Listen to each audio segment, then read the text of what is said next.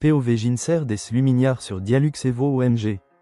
3, 2, 1, GO.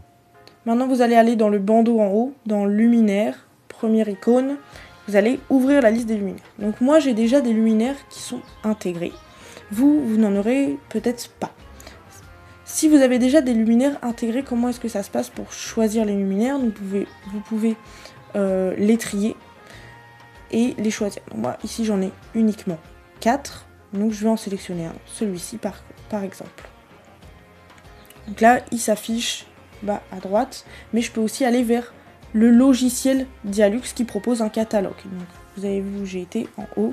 Maintenant, je vais pouvoir définir en fonction de mes choix, de mes préférences. Donc, je veux un luminaire plafonnier, et là, on vous propose plusieurs images, voir où est-ce que vous souhaitez et comment vous voulez le cône d'éclairement.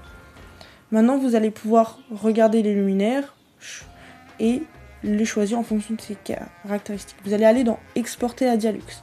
Une fois que vous avez cliqué dans Exporter à Dialux, là il ne se passe rien sur cette page là, mais votre luminaire est bien arrivé dans Dialux. Vous pouvez le voir à gauche. Vous enregistrez votre projet, la base c'est hyper important. Donc là maintenant que vous avez votre nouveau luminaire, vous allez pouvoir le dessiner. Donc dessiner, vous allez implanter, on vous propose une implantation donc rectangulaire, donc vous couvrez la surface de votre pièce. Et lorsque vous descendez, on vous dit combien vous avez de nombre de luminaires par colonne et par ligne. Donc vous pouvez aussi les modifier, là je veux 5 et 5 par exemple. Et donc du coup, il faut cliquer ailleurs pour que ça se valide. Voilà, hop, vous voyez que ça se valide que quand je sors. Maintenant que vous avez fait ça, vous pouvez aussi